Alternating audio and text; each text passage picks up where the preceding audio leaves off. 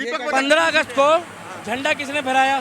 प्रधानमंत्री ने, प्रधान सरकार, हमारे माननीय मोदी जी। टिकटिकी वाली सरकार बोलना, अरे बोलो ना, टिकटिकी वाली सरकार के प्रधानमंत्री ने झंडा लहराया। टिकटिकी। इसका एक मैं बात बोलूंगा, इसका मतलब तो कांग्रेस कभी जीती ही नहीं थी, क्योंकि इंदिरा गांधी और राजीव गांधी को छोड़ के, और जो नेहरू थे उनको तो हटा दो, उसके अलावा इंदिरा गांधी और राजीव गांधी को छोड़ के कांग्रेस कभी पूर्ण बहुमत से।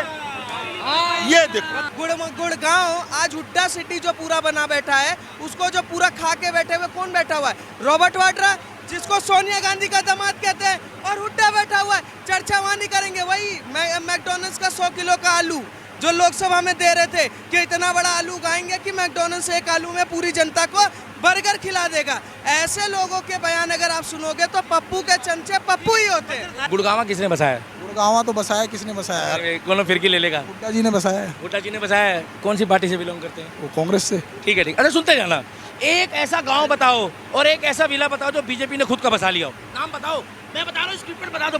पुणे बीजेपी का है। भाई साहब छत्तीसगढ़ में जाकर देखो ना क्या कर रखा है। एक मिनट। बहुत है चीजें यार बोलने के लिए। छत्तीसगढ़ में बहुत सारी चीजें। जिले का नाम बताओ। बिलासपुर, रायपुर, छत्तीसगढ़िया सबले बढ़िया है।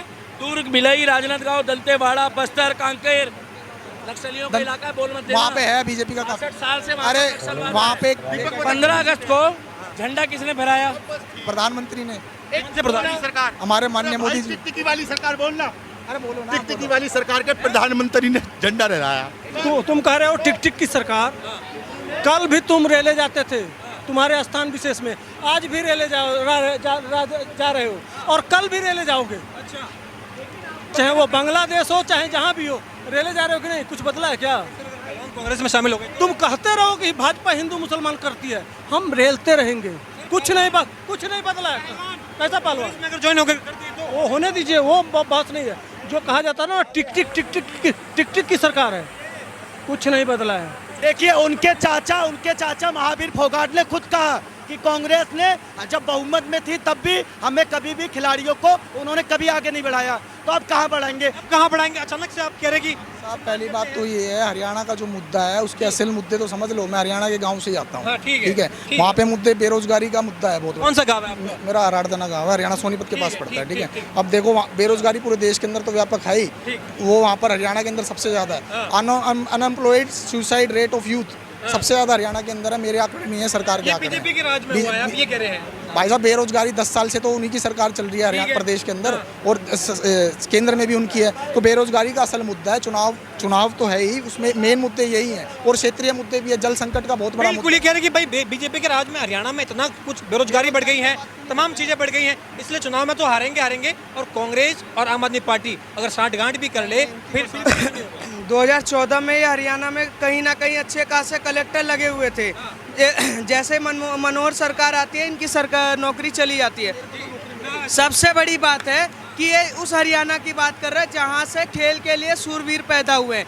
ये कह रहे हैं कि हरियाणा में खिलाड़ियों के संग अपमान हो रहा है। ऐसा कुछ नहीं हो रहा है। ये खिलाड़ियों की राजनीति खेल रहे हैं। जो खिलाड़ी खेल खेलने के लिए, जो भारत का झंडा उठाने के लिए, उसके साथ पूरा देश खड़ा हुआ है, चाहे कोई भी हो। हम राजनीति खिलाड़ी का नहीं कर रहे। ये कह रहे हैं वहाँ पर बेरोजगारी थी। 2014 से पहले जब DLF का घोटाला होता था तब ये लोग चर्चा नहीं कर रहे थे। खेल के नाम पे कॉमनवेल्थ घोटाला होता था तो चर्चा नहीं कर रहे थे। 100 रुपए का टिश्यू पेपर 3000 रुपए का आ रहा था तो चर्चा नहीं कर रहे थे। जब वो क्या नाम है, सारा का सारा सिस्टम पूरा हैंग था तो नहीं। अब क्यों दिक्कत है पता क्यों? क्योंकि वहाँ किसान आज सबसे ज़्यादा समृद्ध है। भारत में 11वें नंबर पे हरियाणा इस समय किसानी में चल रहा है। वहाँ नहर की बात कर रहे हैं, जल घर से नल जल की जो योजना है, हरियाणा अव्वल नंबर पे। अब सुनिए दूसरा, हरियाणा में 57 लाख से ज़्यादा लोगों को आयुष्मान योजना के तहत कार्ड मिला हुआ है। वहाँ पर हरियाणा के लोगों को जो योजना प्रधानमंत्री लागू करते हैं, हरियाणा की सरकार सबसे पहले उसको लागू करने का काम करती है।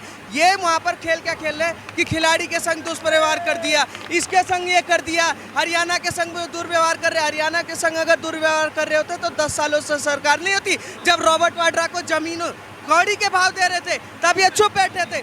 गुड़गांव आज हुड्डा सिटी जो पूरा बना बैठा है, उसको जो पूरा खा के बैठे हुए कौन बैठा हुआ है? रॉबर्ट वाड्रा, जिसको सोनिया गांधी का दामाद कहते हैं, और हुड्डा बैठा हुआ है। चर्चा वहाँ नहीं करेंगे। वही मैकडोनल्ड्स का 100 किलो का आलू जो लोकसभा में दे रहे थे कि इतना बड़ा आलू उगाएंगे कि मैकडोनल्ड्स एक आलू में पूरी जनता को बर्गर खिला देगा। ऐसे लोगों के बयान अगर आप सुनोगे तो पप्पू के चमचे पप्पू ही होते हैं। नायब सिंह सैनी कह रहे पैराशूट लैंडिंग हुई थी उनकी, एक सेकंड सर, कह रहे नायब सिंह सैनी की पैराशूट लैंडिंग हुई थी, अभी उनके नेतृत्व में चुनाव लड़े, 90 सीटों पर जीत नहीं होने वाली है। देखिए मैं कह रहा हूँ हरियाणा सरकार जब चुनाव होगा, सुनिए, हरियाणा में जब चुनाव होगा, जमीनी मुद्दे पे सीधा सिद्धांत है कि भाजपा दोबारा से सरकार बनाएगी, क्योंकि जमीनी हकीकत में गरीबों को घर से लेकर, नल से लेकर और स्वास्थ्य से लेकर हर चीज मिलता है। एक गरीब के लिए जो चाहिए वो मिलता है, पर ऐसे लोग क्या दुष्व्यवहार कर रहे हैं, खिलाड़ियों के साथ हो रहा है। मैं बताता हूँ क्या हुआ, खिलाड़ियों के साथ क्या हुआ कि जो पूरा का खिलाड़ी संघ था वो हरियाणा में जमा के बैठे थे।